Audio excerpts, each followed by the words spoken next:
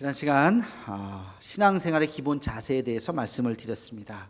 각자의 신앙의 차이를 우리가 서로 인정하고 다양성을 인정하고 역사의 주관자 되시는 하나님을 인정하고 우리 삶과 죽음의 경계가 허물어져서 사나 죽으나 우리가 주님 앞에 산다고 하는 마음으로 살아야 한다. 이 마음이 바로 신앙생활의 기본 자세다. 그런 말씀을 드렸어요. 자, 이제 기본 자세를 취하면 달려가야죠. 달려가는데 목표 지점이 있어야 되잖아요. 우리 삶의 목표 지점이 어디냐, 어디까지 달려가야 하느냐. 우리 모두의 공통적인 우리 삶의 목표 지점은 바로 오늘 말씀에 나와 있어요. 그것이 뭐냐면 하나님의 나라예요. 하나님의 나라. 서로의 차이점, 음식을 먹냐 안 먹냐 이런 것들은 서로 다 내려놓고, 먹는다 먹어라, 안 먹는다 그럼 먹지 마라, 그건 중요한 것이 아니라는 거죠. 우리의 중요한 것은 뭐냐면 우리의 표대를 향해서 우리 모두가 한마음이 되어서 달려가야 할 우리의 목표 지점, 거기가 바로 하나님의 나라라는 것입니다. 우리 함께 먼저 15절 말씀을 같이 읽겠습니다. 시작. 만일 음식으로 말미암아 내 형제가 근심하게 되면 이는 내가 사랑으로 행하지 아니함이라. 그리스도께서 대신하여 죽으신 형제를 내 음식으로 망하게 하지 말라. 아멘. 음식 때문에 서로 싸우고 너 왜 먹어? 먹으면 왜 안 돼요? 하면서 이런 것 때문에 서로 물고 뜯고 망하게 하지 말라는 거예요. 그러면서 17절 명언을 남깁니다. 로마서에는 명언이 많아요. 그 중에 17절 우리 함께 같이 읽겠습니다. 시작. 하나님의 나라는 먹는 것과 마시는 것이 아니요 오직 성령 안에 있는 의와 평강과 희락이라. 아멘. 우리 모두 하나님의 나라를 향해서 달려가고 있지 않습니까? 하나님의 나라를 이루기 위해서 먹는 것 마시는 것, 그 서로의 차이, 관점 다 내려놓읍시다. 그거는 상관없어요. 하나님의 나라는 뭐라 그랬어요? 성령 안에서 의와 평강과 희락이라. 이게 오늘 말씀의 핵심이에요. 우리가 하나님의 나라를 이루는 것이 무엇인가?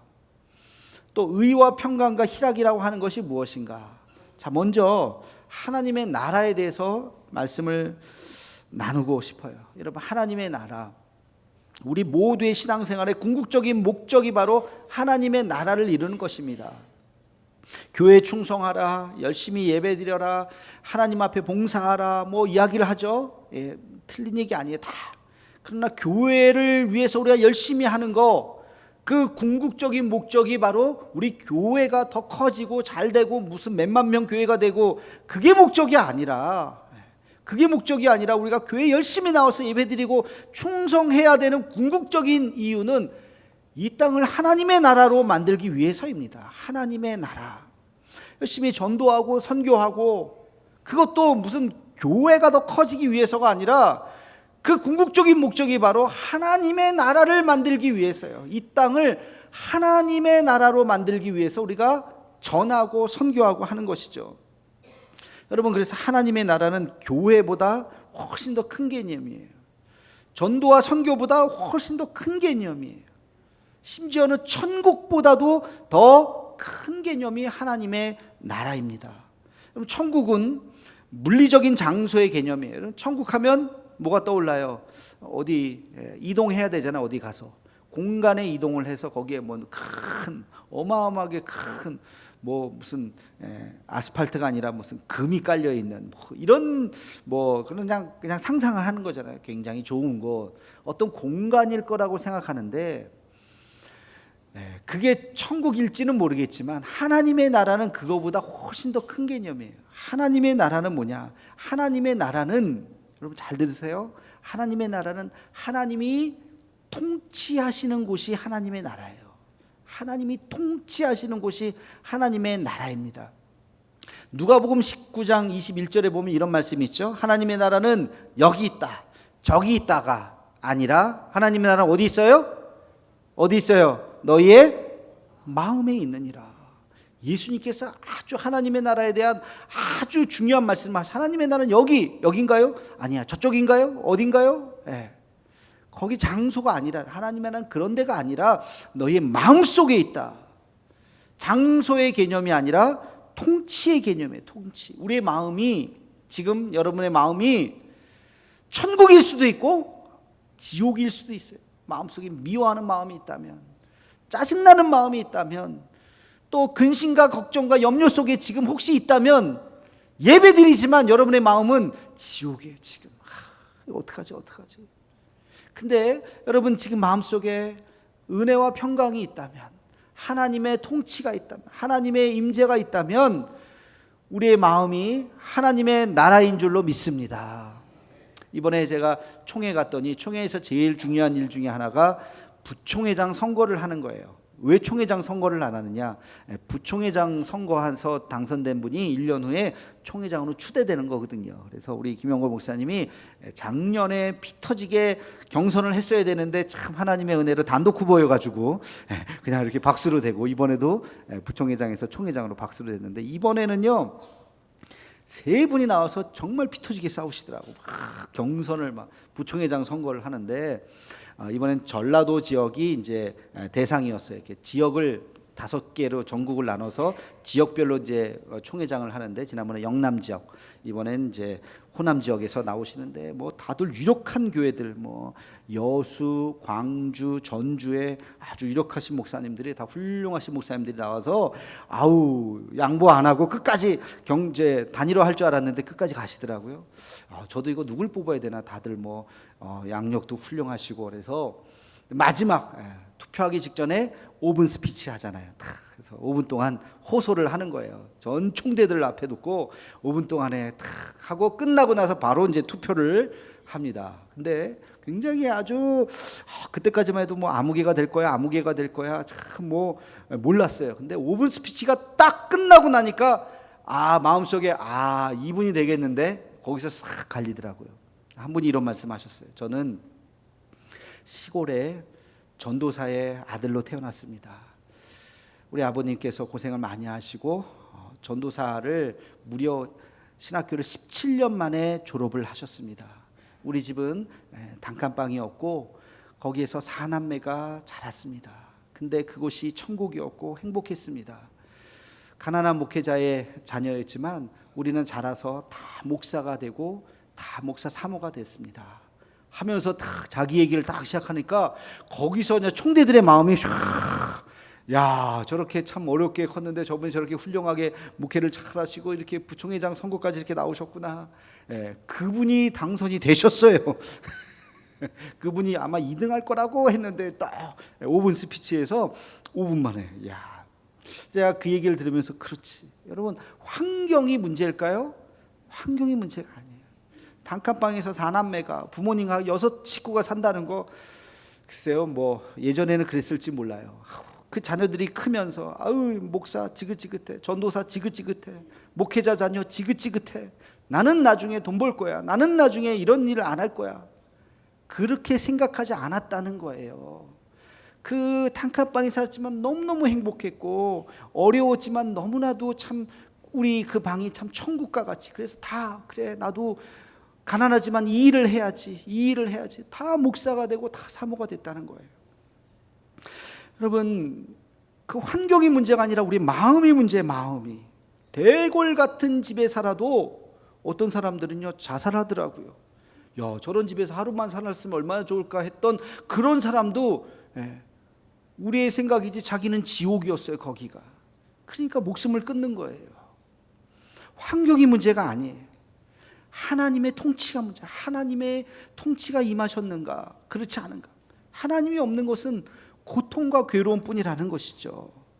여러분, 여러분의 형편이 어떠하든지 하나님의 임재 가운데 하나님의 통치가 이루어지는 하나님의 나라가 되기를 주님의 이름으로 축원합니다.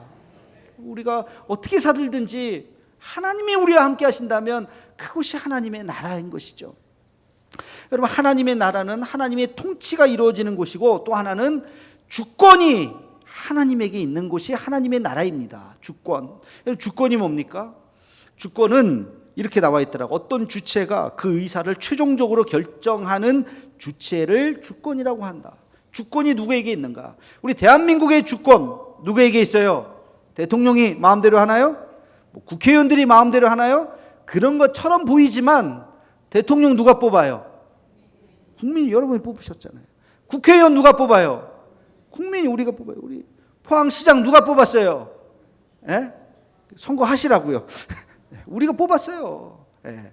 잘 뽑은 사람도 있고, 내가 잘못 뽑았네 하는 사람도 있을 수도 있겠죠. 그러나 우리가 뽑은 거예요.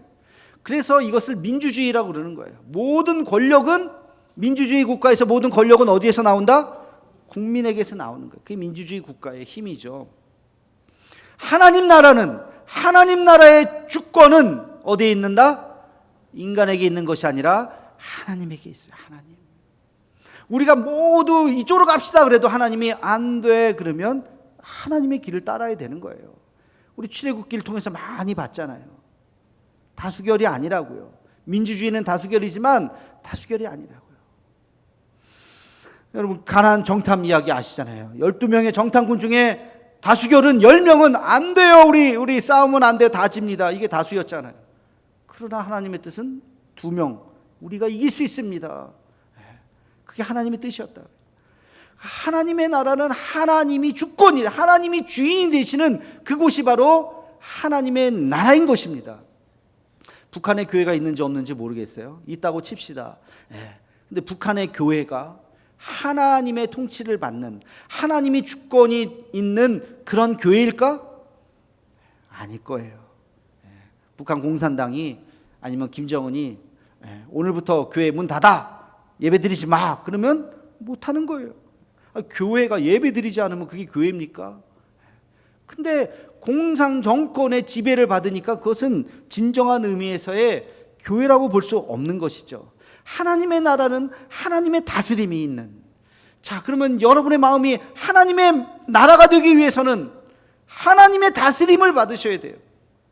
우리는 하나님 앞에 순종해야 돼요. 주님의 뜻이 무엇입니까를 분별하고 하나님의 뜻이거든 내가 가기 싫어도 가야 되는 거예요.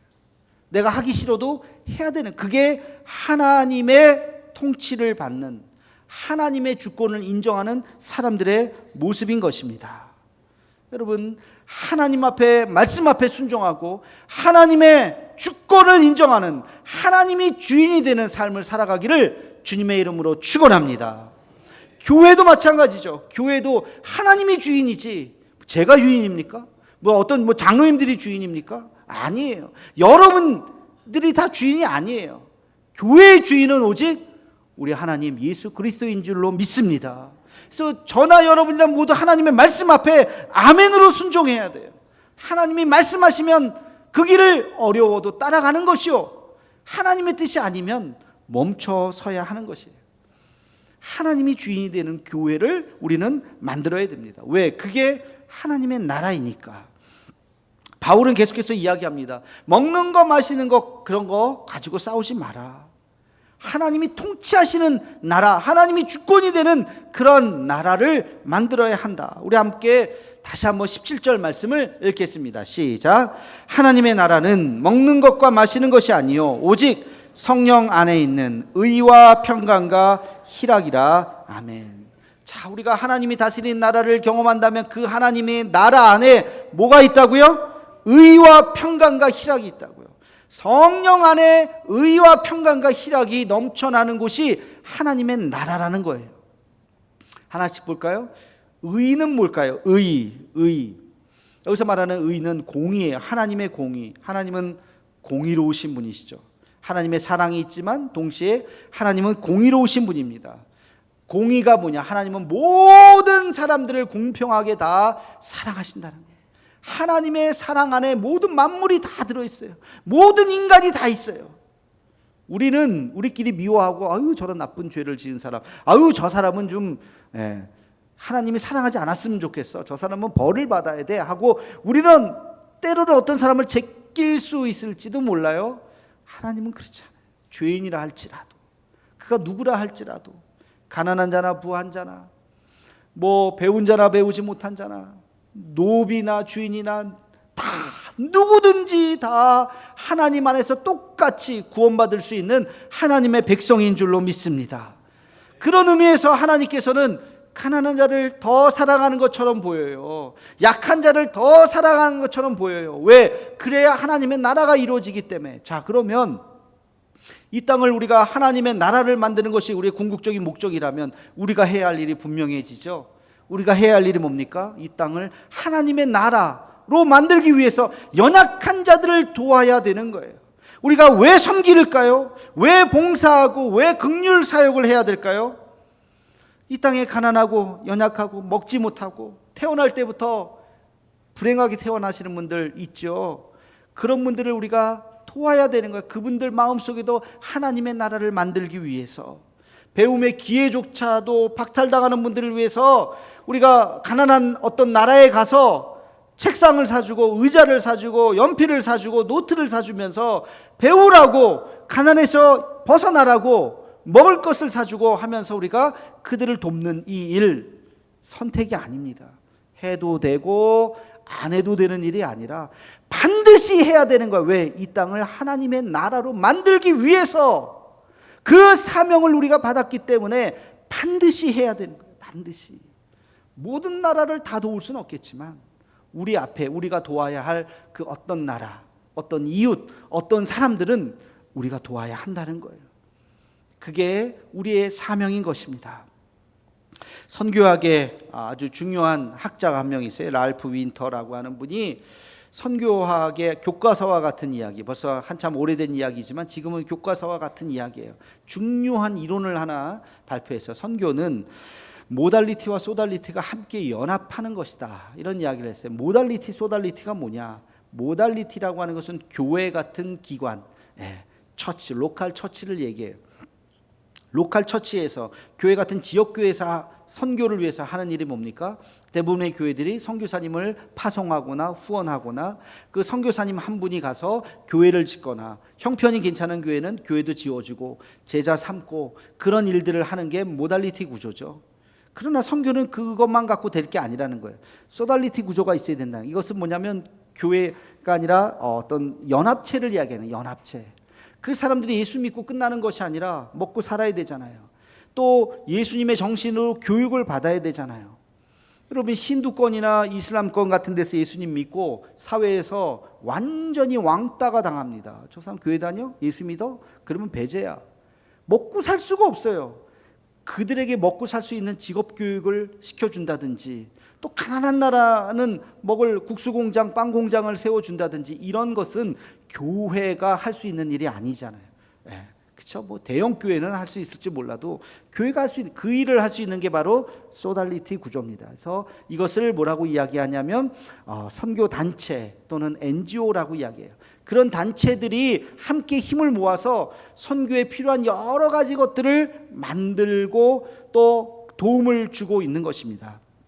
YMCA 들어보셨죠? YWCA. 우리 한국교회 초기에도 선교사님들이 와서 교회를 세웠지만 이런 연합단체를 또 만들기도 했어요. 그래서 성도들이 함께 같이 이 운동을 펼치게 되었던 것입니다. 최근에는 월드비전, 기아대책, 컴패션, 굿네이버스, 헤비타트, 집 지어주는 헤비타트 운동, 다일 공동체, 밥만 퍼주는 게 아니라 여러 다일 센터가 전 세계에 있습니다. 그런 걸 통해서 열심히, 우리 얼마 전에 또 도와줬던 실로암 안과병원, 실로암 재단이죠. 눈을 못 보신 분들에게 개안 수술을 해주고, 심장병 재단, 그리고 최근에 지난주인가요? 별세하셨던데 박승일이라고는 농구 선수, 운동 선수가 루게릭병에 걸려가지고 쓰러져가지고 20몇 년을 살았는데, 루게릭병 환자를 돕는 일에 가수 션이 아주 열심히, 지금 이제 병원 거의 다 완공을 했더라고요. 기사에 보니까.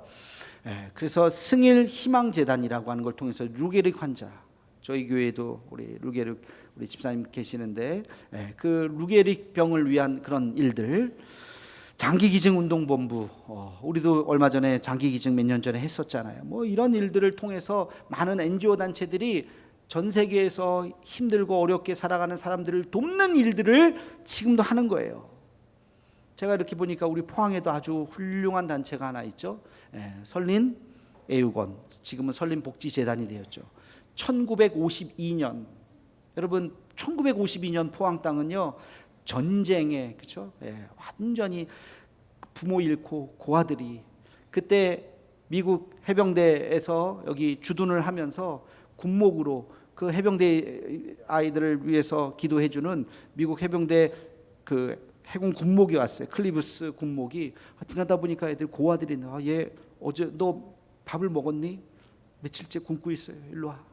보니까 얘 하나만이 아니야. 이에 저에 너무나 많은 거야. 그 아이들을 먹이고 입히고 혼자 다 할 수 없잖아요, 그 일을. 그러니까 그때 당시에 포항에 있었던 교회들의 도움을 얻었어요.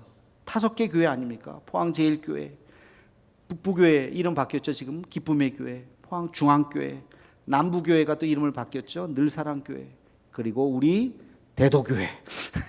5개 교회가 그 50년대에 그 재단을 돕고, 그러면서 그 재단이 점점 커져서 지금 아주 큰 재단이 되었죠. 그 한 사람의 그 아이들을 향한 긍휼한 마음, 돕고 싶은 그 마음, 한 교회가 할 수 없는 거야. 그 연합체예요, 그게.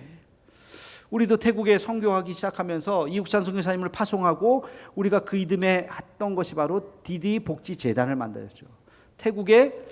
태국에는 불교권이잖아요. 95%, 97%가 다 불교권인데 거기에서 기독교의 이름으로 할 수 있는 게 제약이 굉장히 많기 때문에 일반 복지재단을 통해서 교회가 할 수 없는, 제재를 받지 않는 곳에서 예수님의 사랑을 전할 수 있도록 재단을 하나 만든 거예요. 지금까지도 그것을 통해서 굉장히 잘 우리가 활용을 하고 있어요. 여러분, 교회보다 아까 뭐라 그랬어요? 더 큰 개념이 하나님 나라라 그랬어요. 교회에 우리가 충성하지만 교회가 할 수 없는 일들을 우리가 함께 같이 손잡고 연합하는 거예요. 우리 포항에도 많은 연합기관들이 있어요. 우리가 함께 또 협력하고 돕고 이 땅을 하나님의 나라로 만들기 위해서, 포항뿐만이 아니라 우리 대한민국을 하나님의 나라로 만들기 위해서 우리가 함께 연합하고 함께 손잡는 그 일들을 우리가 해야 하는 것입니다. 이것이 바로 하나님의 나라를 만들어가는 우리의 삶의 목적이라고 하는 것이에요. 이게 의를 이루는 거예요. 하나님의 의를 이루는 거. 연약한 자들 돕는 그 일들을 우리도 관심 있게 앞으로도 살펴보아야 하는 것입니다. 그리고 하나님의 나라는 의와 평강과 희락이라고 그랬어요. 의와 평강과 희락. 여러분, 평강과 희락, 평강이라는 것은 마음의 평강이고 희락이라고 하는 것은 마음의 기쁨이잖아요. 그걸 어떤 노력에 의해서 내가 뭘 열심히 하면 내 마음에 갑자기 평강이 생기고 내 마음에 막 갑자기 기쁨이 생기고 그런 것이 아니에요. 평강과 희락을 생각할 때 아주 중요한 개념이 뭐냐면 하나님의 임재예요. 하나님이 임재하시는 순간, 어느 순간 갑자기 내 마음에 평강이 임하는 거예요. 내 노력이 아니라. 이건 구원과 같아요. 구원이 우리의 노력이 아니잖아. 하나님의 전적인 은혜인 것처럼 하나님의 전적인 은혜가 임하는 순간 내 마음속에 갑자기 근심 걱정이 사라지는 거예요. 기쁨이 넘치는 거예요. 평안이 넘치는 거예요. 하나님의 임재예요.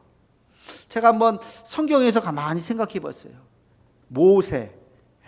여러분, 모세 하나님의 임재를 언제 경험했죠?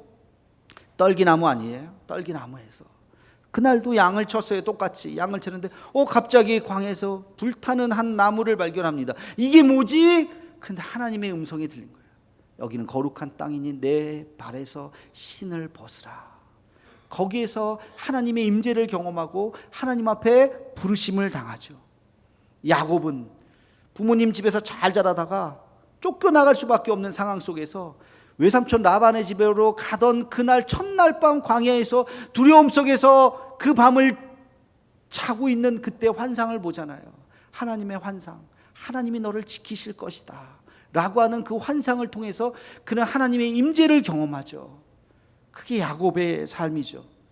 여호수아는 그 두려움 속에서 전쟁을 해야 되는데, 우리보다 훨씬 더 강한 그 블레셋을 우리가 어떻게 이길 수 있을까? 여리고성을 무너뜨리기 위해서 두려움 속에 기도할 때 하나님께서 그에게 말씀하시죠. 강하고 담대하라. 두려워하지 말라. 내가 너와 함께 할 것이다. 그 음성을 듣고 하나님의 임재를 경험하고 여리고성을 무너뜨리잖아요. 여러분, 이사야는 그날도 성전에 갔어요. 처음 간 게 아니에요. 매번 갔던 그 성전에 그날도 들어갔어요. 근데 그날 들어갔던 성전은 달랐어요. 하나님의 그 거룩한 영광이 그 성전 안에 가득 찼다는 거예요. 거룩 거룩 거룩 만군의 여호와여, 그 영광이 온 땅에 충만하도다. 그 하나님의 놀라운, 이게 뭐지? 이게 뭐지? 하나님의 놀라운 영광을 그가 느끼면서 그날 하나님 앞에 부르심을 받았죠. 여러분, 오늘 드려지는 예배가 지난주하고 똑같을 수 있어요. 지난주, 그 지난주 매번 오시잖아요. 그러나 오늘 이 예배를 통해서 하나님의 나라를 경험할 수 있고 그냥 졸면서 하품하면서 가실 수도 있겠죠. 여러분, 이 예배를 통해서 하나님의 나라를 경험하는 우리가 되기를 주의 이름으로 축원합니다. 하나님의 나라는 내가 뭘 열심히 해서가 아니에요. 지난주에 성경을 열심히 읽었다고 오늘 특별하게 무슨 은혜를 경험하는 게 아니에요. 그냥 아무 생각 없이 와도요, 하나님께서 은혜를 주시는 거예요. 하나님께서 주님을 사모하는 마음으로 오면 하나님께서 임하는 거예요. 근데 제가 생각했어요. 하나님, 전적인 하나님의 은혜인데 우리가 할 수 있는 일은 없을까요? 우리가 뭔가 할 수 있는 일은 없나요? 제가 가만히 생각해 보니까 한 가지 딱 있더라고요. 우리가 할 수 있는 일 한 가지. 그게 바로 하나님의 은혜를, 하나님의 임재를 사모하는 거예요. 여러분, 하나님의 임재를 사모하시기를 주의 이름으로 축원합니다. 하나님의 임재를 사모할 때 어느 날 그 하나님의 임재가 내게 임하는 것입니다. 말씀을 읽을 때 하나님의 임재를 경험할 수 있는 거예요. 하품하면서 읽는 게 아니라, 졸면서 읽는 게 아니라, 우리가 하나님 앞에 간절하게 기도할 때 하나님의 임재를 경험할 수 있어요. 저 어렸을 때의 경험 제가 한번 얘기했던 것 같은데, 어느 날 찬송이 부르고 싶었는데 내가 아는 찬송이 별로 없고 그때 뭐 악보도 없고 보니까 성경책이 있어요. 성경 찬송 이렇게 같이 찬송가를 폈어요. 1장부터. 제가 그래도 교회를 조금 다녔기 때문에 요거는 멜로디를 알 것 같은데 따라 부르고, 모르는 건 그냥 가사를 읽고 1장부터 마지막까지 찬송가 개편되기 전에 500 몇 장까지 있는 걸 다 정말 밤새도록 정말 찬송을 받는데 어느 순간부터 눈물이 나고, 어느 순간 제가 가만히 생각, 그때 하나님의 임재를 경험한 것 같아요. 하나님의 은혜가, 악기도 없었고 아무것도 없었어요. 제가 그때부터 기타를 배우기 시작해요. 저 혼자 배운 거예요. 기타 잘 못 쳐요. 그래서 그냥 혼자 그냥 코드만 치는 거지. 그냥 그 악기도 없고 아무것도 없는데 그냥 찬송가 하나 들고 처음부터 그때 그 은혜, 그거는 지금도 잊을 수가 없어요. 찬송 하나를 통해서도 그토록 주님을 사모하는 마음으로 찬송가를 부르니까 하나님이 임하는 경험을 했던 것이죠. 여러분, 하나님의 임재가 임하면 내 마음속에 근심 걱정이 다 사라지는 것입니다. 우리의 마음속에 하나님의 나라가 임하는 줄로 믿습니다. 우리 마음속에 하나님의 나라가 임하면 여러분이 가정에 가면 그곳이 하나님의 나라요, 여러분이 교회를 가면 그곳이 하나님의 나라요, 여러분이 직장에 가면 그곳이 하나님의 나라인 줄로 믿습니다.